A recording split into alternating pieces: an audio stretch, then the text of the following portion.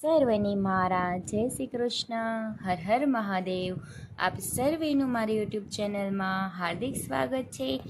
આજે આપણે શ્રાવણ માસના વદ પક્ષની પાંચમ એટલે કે નાગપંચમીના વ્રતની કથા તથા વિધિ સાંભળીશું. તો વિડીયોને અંત સુધી જરૂરથી જોજો. અને જો ચેનલમાં નવા હોય અને ચેનલને સબસ્ક્રાઈબ ના કરી હોય તો જલ્દીથી કરી દેજો. વિડીયો પસંદ આવે તો લાઈક અને શેર કરજો. કોમેન્ટમાં જય નાગ દેવતા જરૂરથી લખજો. આકાશમાં વિહરતા ગરુડ, ધરતી પર સરકતી જીવસૃષ્ટિ, સાપ કે નાગને પૂજવાની ભારતીય પરંપરા છે. શ્રાવણ વદ પાંચમના પવિત્ર દિને દેશ અને ગુજરાતમાં ઘરે ઘરે શ્રદ્ધાપૂર્વકના ભાવથી નાગપંચમી ઉજવવામાં આવે છે. આ દિવસે ખાસ કરી અને ઘરના પુરુષ વર્ગ ઘરની પૂર્વાભિમુખ દિશા પર નાગ દેવતાની લાલ કંકુ કે કાળા રંગથી આકૃતિ ચિતરવામાં આવે છે. એ પછી રૂની દિવેટમાં હાર બનાવી અને પ્રતિકૃતિ પર બંને છેડે ચોંટાડવામાં આવે છે, જે નાગલા કહેવાય છે. ત્યારબાદ કંકુ ચોખા ચઢાવી નાગ દેવતાની આરતી કરી પૂજન કરાય છે. શ્રીફળ વધેરાય છે. બાજરીના લોટની ઘી ગોળની કુલેરની લાડુળી બનાવી ફરાવી દેવાય છે. તેનો પ્રસાદ વહેંચાય છે. પૂજન કરનારી ઘરની વ્યક્તિ કુલેરના લાડુ તથા કાકડી આરોગી ફરાળ કરે છે. મહારાષ્ટ્રમાં બતીલ સિરોલે નામના ગામમાં નાગપંચમી મેં જીવતા નાગનું સરઘસ કાઢે છે. તો કેટલાક સ્થળોએ કુટુંબની સ્ત્રી વર્ગ પણ ટાઢું જમી અને કુલેર ખાઈ અને નાગ દેવતાનું વ્રત કરે છે. તેમાં મગ, બાજરો, ચણા ફળગાવી અને ધરાવવામાં આવે છે. ત્યારબાદ તેનો પ્રસાદ આરોગવામાં આવે છે. લોકો નાગને પિતૃ સમાન માની તેનું પૂજન કરે છે, જેથી પોતાના પરિવારના સભ્યોને જીવજંતુ કે સરીસૃપ વર્ગનો કોઈ પ્રાણી કરડે નહીં, તેમાંથી સૌને રક્ષણ મળે. આજના પર્વે નાગના દર્શન પવિત્ર માનવામાં આવે છે.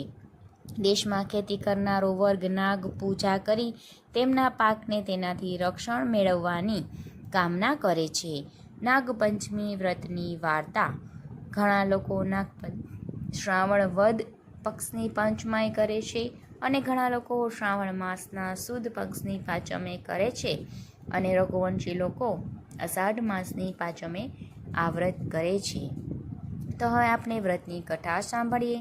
પ્રાચીન સમયમાં એક શેઠ શેતાણીને 7 પુત્રો હતા. 7 પરિણીત હતા. સૌથી નાના પુત્રની પત્ની બુદ્ધિશાળી અને ઉમદા પાત્રની સારી વર્તણૂક ધરાવતી હતી. તેમને કોઈ ભાઈ ન હતા. એક દિવસ જ્યારે મોટી પુત્રવધૂએ તમારા વહુઓને ઘરે લઈ જવા માટે પીળી માટી લાવવા માટે સાથે જવાનું કહ્યું, ત્યારે તેઓએ તમામ થાલિયા અને ખાખરા સાથે માટી ખોદવાનું શરૂ કર્યું.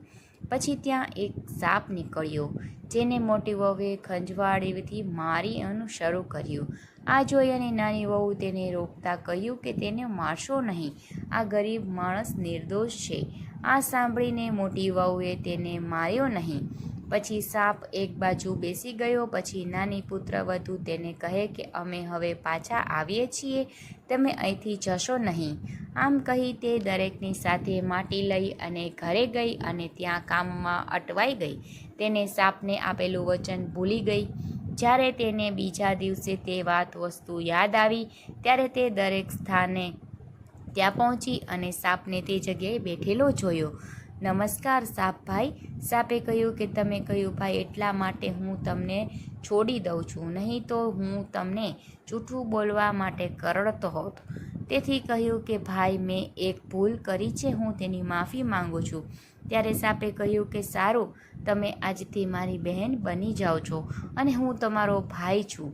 તમને જે જોઈએ તે પૂછો. તેને કહ્યું કે ભાઈ, મારી પાસે કોઈ નથી. તે સારું છે કે તમે મારા ભાઈ બન્યા.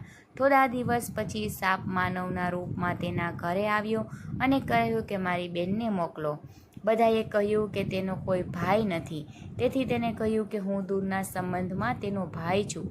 બાળપણમાં બહાર જતો રહ્યો હતો. તેને માનવામાં ઘરના લોકોએ તેમની સાથે મોટી ચોટી મોકલી. તેને રસ્તામાં કહ્યું કે હું ત્યાં સાપ છું, તેથી ડરશો નહીં, અને જ્યાં ચાલવામાં મુશ્કેલી છે ત્યાં મારી પૂંછડી પકડી લેજો. તેમણે કહ્યું તેમ કર્યું, અને આમ તેના ઘરે પહોંચ્યા. ત્યાંની સંપત્તિ અને ઐશ્વર્ય જોઈ અને આશ્ચર્યચકિત થઈ ગઈ. એક દિવસ સાપની માતા તેને કહે કે હું એક કામ માટે બહાર જાઉં છું, તમે તમારા ભાઈને ઠંડુ દૂધ આપજો. તેને આની નોંધ લીધી નહીં અને તેને ગરમ દૂધ આપ્યું, જેના કારણે તેમના ચહેરાઓ ખરાબ રીતે બળી ગયા. આ જોઈ અને સાપની માતા ખૂબ જ ગુસ્સે થઈ ગઈ, પરંતુ સાપના ખુલાસા પર તે શાંત થઈ ગઈ. ત્યારે સાપે કહ્યું કે બહેનને હવે તમે ઘરે મોકલવી જોઈએ. અને પછી સાપ તેના પિતાને ઘણું સોનું, ચાંદી, ઝવેરાત, કપડાં અને ઘરેણાં વગેરે આપવાનું કહે છે અને પછી તેને ઘરે મોકલે છે.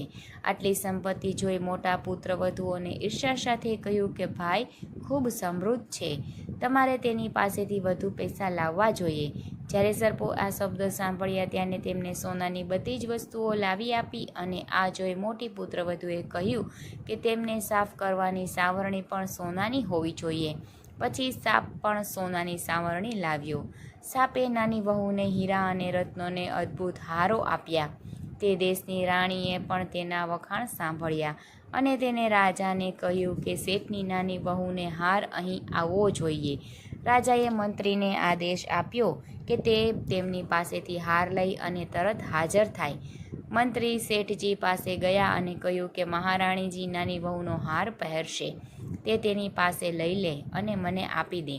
ભયને કારણે શેઠાણીએ નાની વહુ પાસેથી ગળાનો હાર માગવા આપ્યા અને નાની પુત્રવધુએ આ બાબત ખૂબ જ ખરાબ લાગી. તેણી સાપભાઈની યાદ આવી અને આપતા પ્રાર્થના કરી કે ભાઈ, રાણી ગળાનો હાર છીનવી લીધો છે. એવું કંઈક કરો કે જ્યારે હાર તેના ગળામાં હોય ત્યારે તે સાપ બની જાય. જ્યારે તે મને પાછો આપે ત્યારે તે હીરા અને રત્ન બને.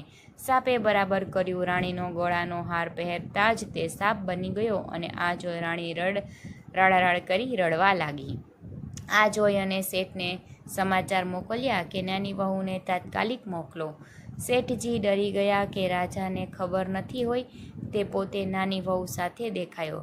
રાજાએ નાની વહુને પૂછ્યું, તમે કેવો જાદુ કર્યો છે, હું તમને સજા કરીશ. નાની વહુએ કહ્યું કે રાજન, મારા અહંકારને માફ કરો.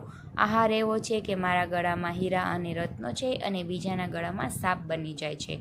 આ સાંભળી અને રાજાએ તે સાપ બનાવ્યો અને તેને ગળાનો હાર આપ્યો અને કહ્યું કે તેને પહેરી અને હવે બતાવો. જલ્દી નાની વહુએ તેને પહેર્યો. તે હીરા અને રત્નો બની ગયા. આ જોઈ અને રાજાએ તેમની વાતની ખાતરી થઈ ગઈ અને તે રાજી થઈ ગયો અને તેને ઇનામમાં ઘણા જ સિક્કાઓ આપ્યા. નાની તે તેના ગળાનો હાર અને આ સાથે ઘરે પાછી આવી. તેની સંપત્તિ જોઈ મોટી વહુ ઈર્ષાએ ભરાઈ અને તેના પતિને શીખવ્યું કે નાની પુત્રવધુ પાસે ક્યાંકથી પૈસા આવે છે. આ સાંભળી અને તેના પતિ તેમની પત્નીને બોલાવી અને કહ્યું કે મને કહો કે તમને આ પૈસા કોણ આપે છે. અને પછી તેને સાપ યાદ આવવા લાગ્યો. પછી તે જ સમયે સાપ દેખાયો અને કહ્યું કે જો મારો ધર્મ મારી બહેનના વર્તન પર શંકા કરે તો હું તેને ખાઈશ. આ સાંભળી નાની પુત્રવધુનો પતિ ખૂબ જ પ્રસન્ન થયો અને તેને સર્પદેવને ખૂબ જ આત્વિક કર્યા. અને તે દિવસથી નાગપંચમીનો તહેવાર ઉજવાય છે અને મહિલાઓ સાપને ભાઈ તરીકે પૂજન કરે છે.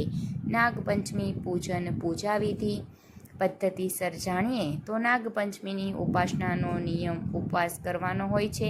અનેક પ્રકારની માન્યતાઓ છે. એક પ્રકારની નાગપૂજનની વિધિ આપણે અહીં જાણીએ તો સૌથી પહેલાં સવારે સૂર્યોદયે વહેલા ઉઠી સ્નાન કરવું, સ્વચ્છ કપડાં પહેરી તૈયાર થવું. દરેક વ્યક્તિના ભોજનમાં અલગ અલગ નિયમ હોય છે. તે મુજબ ભોગ ચડાવવામાં આવે છે. દાળ ખાટી ઘણા ઘરોમાં બને છે. ખીર પૂરી અહીં ઘણા લોકો માટે બનાવવામાં આવે છે. ચોખાનું ઘણા લોકો મોટા ભાગે ખોટું માનવામાં આવે છે. ઘણા પરિવારો આ દિવસે ચૂલો પ્રગટાવતા નથી, તેથી તેમના ઘરમાં વાસી ખોરાક ખવાય છે. આ રીતે દરેક વ્યક્તિ પોતપોતાની રીતે ભોગ તૈયાર કરે છે.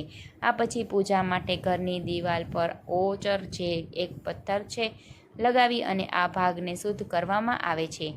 આ દિવાલ ઘણા લોકોના ઘરનું પ્રવેશ દ્વાર હોય છે. ઘણા લોકો રસોડાની દિવાલ પર કરી અને આ ભાગ પર કોલસા અને ઘીના બનેલા કાજલ જેવા કોટિંગ સાથે ચોરસ બોક્સ બનાવવામાં આવે છે. આ ખાનાની અંદર નાના સાપ બનાવવામાં આવે છે. આવી આકૃતિ બનાવી તેની પૂજા કરવામાં આવે છે. ઘણા પરિવારોમાં આ સાપનો આકાર કાગળ પર બનાવવામાં આવે છે. ઘણા પરિવારો ઘરના પ્રવેશદ્વાર પર ચંદનથી સાપનો આકાર બનાવી તેની પૂજા કરે છે.